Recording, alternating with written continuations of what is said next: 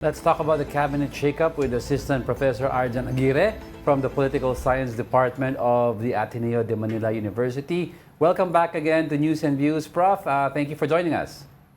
Oh, yes, good morning. Thank you for having me here. Well, of course, the obvious question is I'd like to know what you think about the cabinet shakeup. I mean, did you see it coming in this style of the way it was done? Traditionally, I would have expected the president just to simply root out yung mga undesirable cabinet officials. Instead, he gave everyone the opportunity to resign. Well, first of all, we can say that this is a very loud political statement coming from the president. Political statement that is very much connected to what we have seen, with the midterm election, especially how the administration performed. So I think this is something that is connected also to his legacy. Remember, we are already approaching the second half of his political rule. And with this remaining years, I'm very sure that the president is already thinking of, having this political legacy that he plans to leave for the country. So again, this is a political statement. He wants to reassert his control. And again, one way of doing this is, of course, changing some of the main or leading figures of his cabinet. So this is something also that is connected to this perception that he's becoming a weak president. So this is something that is also supported by studies abroad that whenever you have a weak president, the usual thing that happens is reallocating the cabinet portfolio. So go ahead. No, go ahead. Professor Ed Montaya was here yesterday, and we also talked about this. And he said there might be a deeper motive or bigger motive behind this. Do you share the same sentiment? And what message, aside from what you said earlier, do you think about this shake-up in the cabinet secretaries? Yes, I totally agree with that view because. Another way kasi of looking at this political response is, this is something that is also connected to the ongoing, political feud. So I think the president wants to, respond to what the Duterte faction is, having these days. They also gained so much, politically speaking, and I think with this cabinet shuffling or reallocating, the portfolio, the president wants to, send this message also to the people that I'm still, the president, and I'm still, having so much control. Again, that's my thinking also, that this is also connected to the political feud. Yeah, Prof, kasi si President Bongbong Marcos also said something, I don't know the exact how to phrase it, about being feared, na hindi daw siya kinakatakutan. Do you think he's pointing to some key officials in the cabinet not respecting his authority for him to say that and to show use this as an example? Hey, you're not fearing me, this is what I can do. Because let's face it, President Bongbong Marcos, everyone knows him as not a weak leader, but rather a leader who takes his time, who's calculated, who is calm. Non-combative. Yeah, non-confrontational, as many people, are saying. So, in connection to what I have mentioned earlier, perhaps we can also assume that many of his cabinet, secretaries, again, they are also connected din dun sa previous administration. So, may mga holdover secretaries tayo. So, you cannot, blame him if he thinks that way, that there are, perhaps at the level of, secretaries, USEC level, even, ASECs, meron pa ring mga nagsusupport or nagsisympathize to sa karibal na faction. Okay, so earlier we've shown also yung mga reactions from different business community sectors, Yeah. And one said, if I'm not mistaken, gusto nila yung ibang nandoon and somehow siguro nanghihinayang sila. But who do you think yung among those cabinet secretaries ang talagang parang parang American Idol, ang malalaglag at mag-stay? Guess lang, just say guess. Based on their performances, of course. Well, I'd like to highlight that, many of our cabinet secretaries nowadays are really doing well. Like, for example, defense. Yeah. The defense secretary, Gilbert Chodoro, deserves our, commendation for, doing a good job in handling the situation That's in the, West Philippine Sea. The new secretary of, transportation, Vince Yes. Yeah. Dizon. Uh-uh. Many people are happy. They welcome, this appointment of Secretary Dizon. DSWD also, we can also mention Secretary Gatchalian. Yun nga I agree that, many of the secretaries nowadays are, doing their job well. But I suspect talaga that, this cabinet shuffling is just a political message, and I'm very sure that majority of the current secretaries will be retained.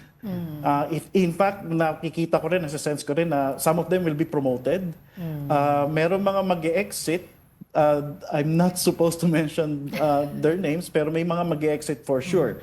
Ito yung mga secretaries na hindi talaga nag-perform, or pwede nating sabihin na pwede meron din silang connection to sa previous administration. Again, this is one of the things that I'd like to mention here in this conversation, na connected po ito sa political feud, connected po ito sa midterm elections, and again, one of the things that I think the president will consider is kung yung secretary ba niya ngayon ay loyal pa rin sa kanya. So I think pwede rin natin itong tingnan as loyalty check among his Parang secretaries. Parang alam ko na, Prof, yung sinasabi mong connected eh.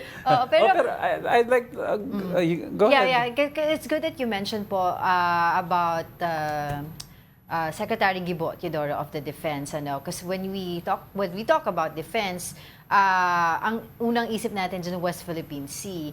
And yun nga po, kasi some people would say na maganda or aligned naman yung foreign policy ng administrasyon na ito pagdating sa fight natin sa West Philippine Sea. But then again, it didn't translate doon sa mga senador na nanalo, na alam naman natin most of doon sa mga nanalo ay from the Duterte bloc, which is also medyo sumaside sa China. So baka meron ding ganun na sinasabi nila disconnect. Yeah, yun nga baka nakulangan ng ating presidente sa yung nga pagde-deliver ng ibang mga secretaries regarding sa mga issues of the day. So for example, sa education, masasabi natin na maganda yung naging performance ni Secretary Angara. So siguro nag-complement dito yung naging platform or programa rin ng mga nanalo senador, like Senator Bam Aquino. So siguro yung pwede natin explanation doon is that marahil naging busy yung iba niyang cabinet secretary sa pagtutok sa mga issues of the day, tapos nakulangan siguro sa pagko-communicate nito sa mga tao.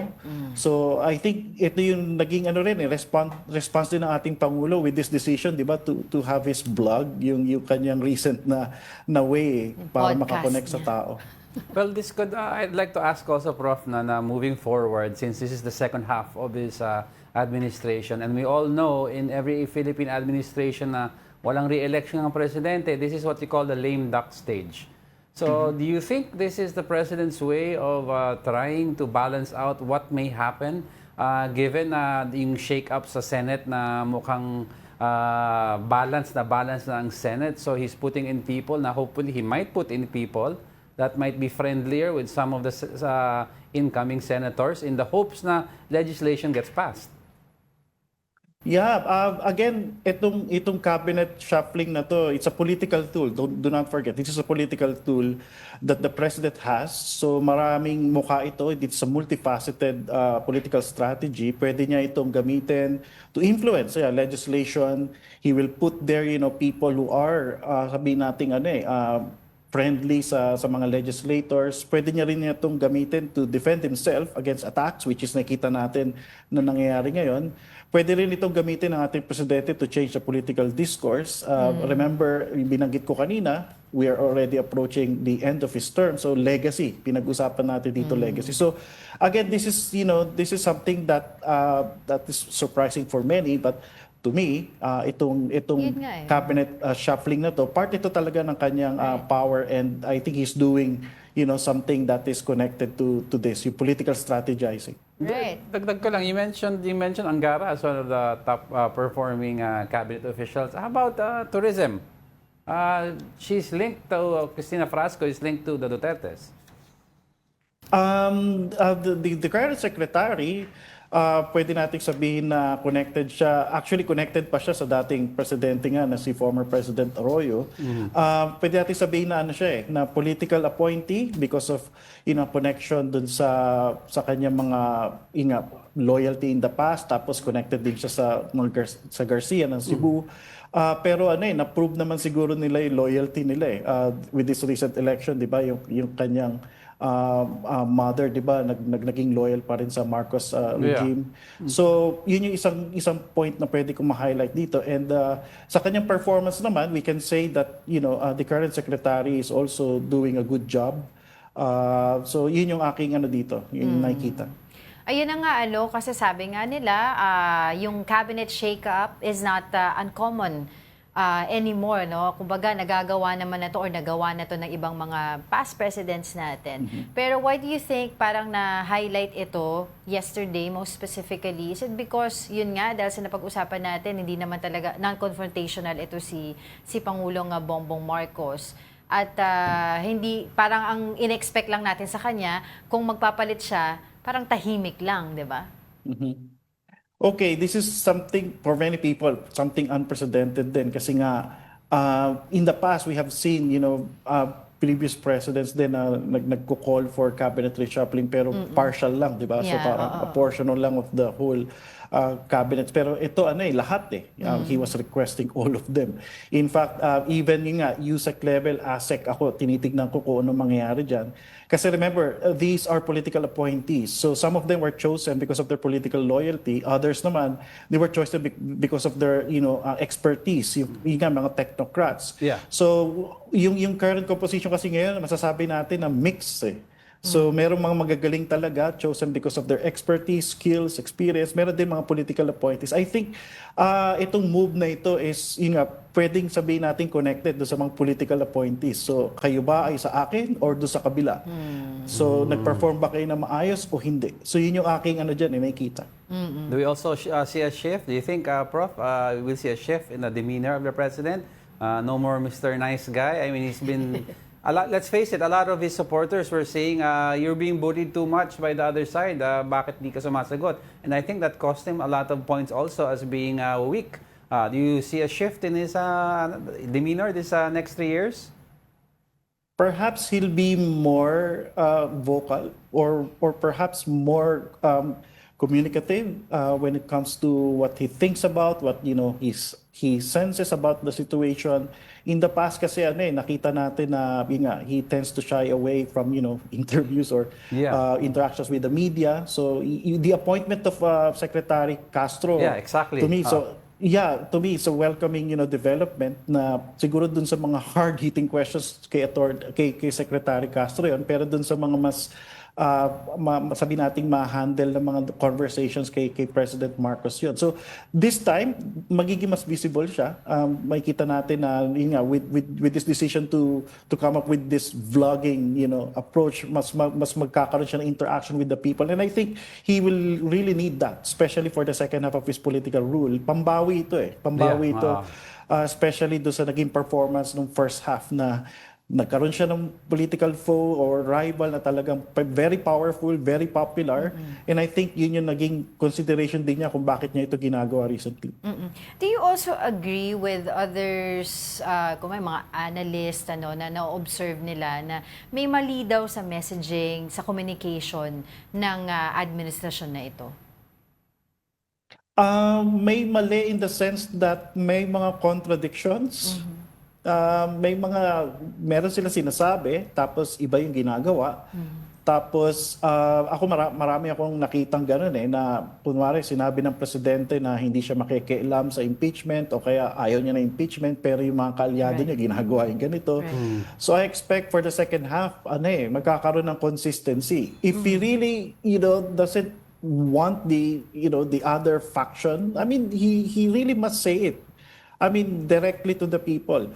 Kung bakit di siya nag-agree, kung bakit, he rejects, kung ano man yung ano. Tapos recently, di ba, nag-statement din siya na handa siya makipag-ayos. To me, pwede rin natin tingnan ito sa ploy na yun nga, perhaps nag-gather, nagmamaster pa sila ng enough resources para for the second half, makabawi sila or masigurado na ma-accomplish nila yung political goals nila. Kasi obviously sa ngayon, masasabi ko na mukhang naging complacent sila especially with the thought na, na-occupy nila yung mga key positions sa government tapos yung house, hawak din nila. Hindi nila nakita na, yung popularity ng karibal nila like the Dutertes, mukhang makaka-apekto sa kanilang political future. At ito na yung future na tinitingnan nila, the second half. So, yun yung aking dito, nakikita. Well, Prof, let's also remember, he never said naman na reconciliation with the Dutertes, It could mean a lot of things given that you also have the two Dilaws and the Pink supposedly coming back into the top 5 of the Senate. It could mean a lot of things. In connection with that, this is what I wanted to ask you now. In the first 3 years, there are a lot of expectations from the Pink and the Yellows that they will not be happy with what PBBM would be doing. They were proven wrong. In other words, parang na-disarm ang mga Yellows and Pinks in a sense na most of his policies were very similar to the late President Benigno Aquino. So, now do you expect PBBM to more push on policies that are similar to that of his father to recapture the supposed Northern Bloc who are also confused by his style of leadership? Well, I'd like to think that the president will still remain. I mean, like that. He has no choice. Many of the problems nowadays are connected talaga dun sa mga sabi nating lack of measures, lack of programs. And I think that the president is well advised also by the people who are part of his cabinet din. Yes. So yun yung aking dito. He has no choice but to pursue the better policies, better laws na dapat natin makuha. And nagkataon lamang na ito yung mga na pinupush ng liberal forces. So I think magtutuloy-tuloy ito.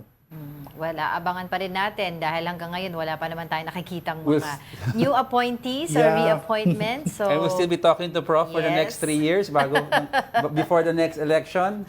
Thank you so much. Let's hope for the best. Let's hope for the best. That's right. That's right. Thank you so much for your time, Assistant Professor Arjan Aguirre of the Ateneo de Manila University.